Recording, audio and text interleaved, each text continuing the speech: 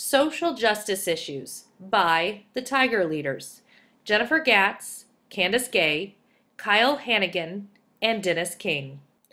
This presentation will cover 4 social justice issues with education today. First being socioeconomic issues, then gender issues, diversity issues, and lastly, access to learning materials. Due to No Child Left Behind, attention has been recently given to the relationship between socioeconomic status and educational outcomes. Socioeconomic status is the correlation of the parent's social standing, education, income, and occupation. In order to address the inequalities of our education system, we need to look at the current state of education within all socioeconomic classes. Students who come from a low socioeconomic background develop language skills and letter recognition slower than those of a high SES. A nationwide study of American kindergarten children showed that only 36% of SES parents read to their children on a daily basis. Students enter high school behind an average of 3 years. These students also graduate high school behind an average of 4 years. Parents from a low SES communities cannot afford sources such as computers, books, or tutors to create a strong learning environment. Low SES communities are often under-resourced. And according to the National Center of Education Statistics, 16.7% of low SES students drop out of high school. Children who come from a high socioeconomic background enter school are more prepared due to the resources available to promote their education. These parents are able to provide tools to their children to promote the learning process. Students' achievement level with the problem solving and math computations are higher. A nationwide study of American kindergarten children showed that 62% of high SES parents read to their children on a daily basis. And according to the National Center of Education Statistics, only 3.2% of high SES students drop out of high school. Children of all socioeconomic statuses experience unique psychosocial and educational stressors, but the educational challenges that the children of low socioeconomic status face are the most serious and the most prevalent. Having both high and low SES students within a classroom can have an effect on how the classroom runs. How can we as educators help close that gap? Personal experiences regarding socioeconomic class can influence our ideas and the work we do. We need to explore our own beliefs and attitudes about SES. Within our classroom, we need to have accurate and balanced images, information, and activities about all work and life patterns. We need to support the contributions of all families in our children's lives. We need to recognize the resilience in our students. We need to teach our students to learn to resist the message that having material things and a lot of money makes you a better person. Our classroom must be welcoming and beautiful, reflecting the lives of the families of our students within our community. Next, we move to gender equity issues in career technical education and STEM, science, technology, engineering, and math.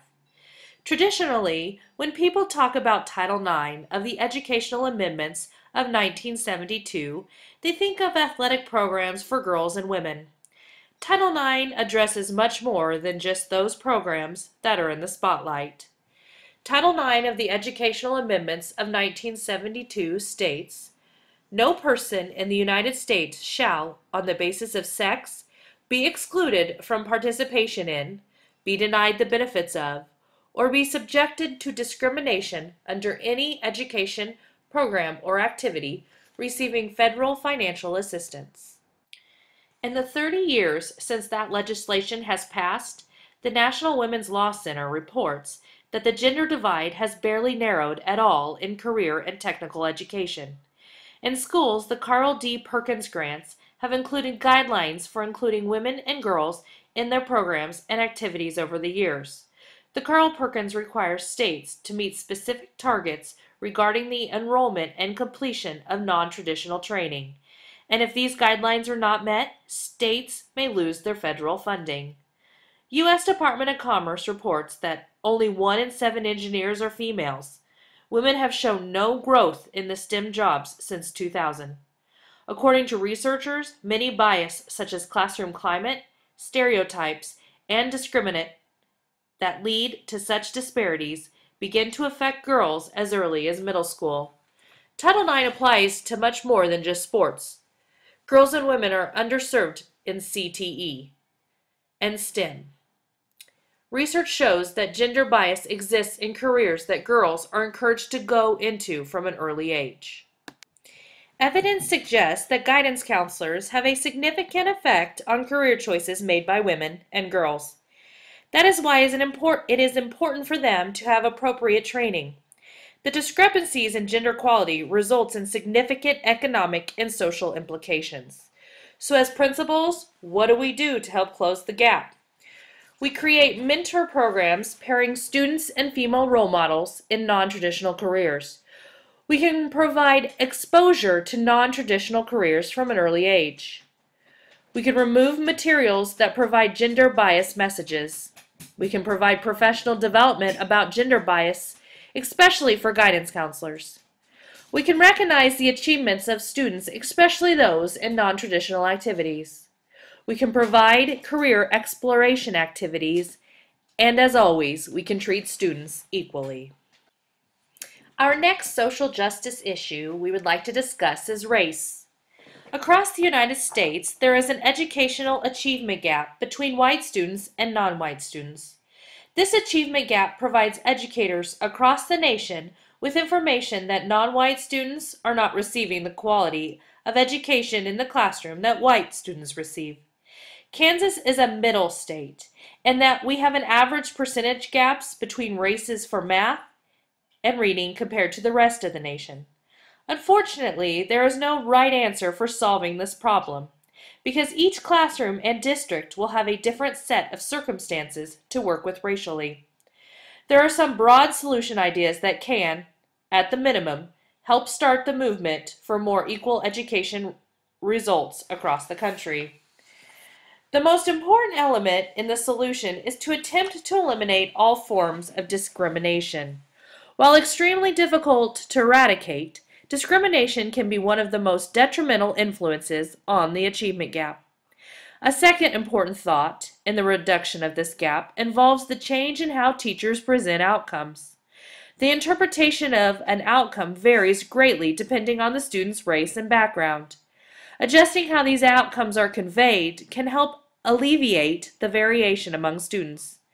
As a final solution idea from the research, instructors across the United States need to remember the influence they have not only on the classroom, but also in their district or community, and how that can influence the academic achievement of their students. Some racial issues in the classroom are African American students trail white students in reading and math in every state. The overall gap between these two has narrowed by 1.4% in the last set of the National Assessment of Educational Progress tests. Kansas has a 5.2% gap between black and white fourth grade mathematics scores on the most recent tests. Kansas also has a 5.6 gap between black and white eighth grade mathematics scores on the recent tests. In reading, the gap was reduced 4.4% and 5.4% for fourth and eighth graders in the state of Kansas. So how do we close the gap? We place stronger emphasis on strategies that have provided increased student achievement in the past. We consider what areas the educator has influence over and how they can use this to adjust achievement gaps in the classroom, district, and community. We redefine outcomes in a way that all groups understand and can contribute in the cause. We appreciate different cultures and we promote openness. And we contest discrimination in all forms. When students of color are taught with culturally responsive techniques, Their academic performance improves significantly. Another solution for access to social issues is using open educational resources. Open educational resources will provide an affordable way for schools and students to learn and access materials wherever and whenever they are. The research shows that in 2012, school districts spent $5.5 billion on paper-based text, and some of those, especially in low-income and minority areas, were 7 to 10 years out of date. To date, 22 states have now adopted some form of initiative to have students start to look at, or to have faculty and teachers to start to look at open educational resources. So what are open educational resources? They're a digital book or a digital collection of materials, animations, videos. They may be all interactive together or they may be separate. They allow teachers or content experts to go in and edit and update as needed. So things that happened yesterday can be linked to or can be created and can be put in lessons for tomorrow or for today. And they can be accessed anywhere, anytime through any kind of low-cost computing device. So at the home when school is going on or even when school is out. And where do you find open educational resources? Well, there's a great place for research through the directory of open access journals for research and best practices on how to use them. There is a list of descriptions in this article that talks connections, the Khan Academy, Kaleidoscope, OpenStax, several others that are out there, Merlot, that are very popular with being used today. And then for information, if you want to create your own, or if you develop a piece of an open educational resource and you want to keep your copyright or at least want people to recognize you, Dr. Cable Green gives a great presentation when he was at Fort Hays State University. You can find it on YouTube, to talk about the Creative Commons company that he works for. We know that more states, districts, and schools need to begin talking of the advantages, again, both in quality, in timeliness, and in affordability of digital devices. The state of North Carolina lists these 11 from updating information down to emerging resources as reasons that they've adopted, that their view and their solution for funding and accessibility and quality of open educational resources. Practicing what we preach. All images in this presentation are open educational resources that were found through a Creative Commons license. Notable progress has been made in teacher education for ethnic and cultural diversity since the National Council for Accreditation of Teacher Education first included multicultural education in its certification standards in 1978. But progress is far from ideal, and we as educators need to make sure that we address issues adequately. When resources are produced for the classroom, consideration needs to be taken to represent the diverse range of learners that are within those classroom walls. A variety of teaching methods need to be used daily.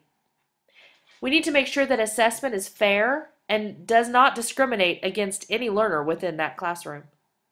Discussion and comments within the learning environment need to be managed to ensure learner language is appropriate and non-discriminatory.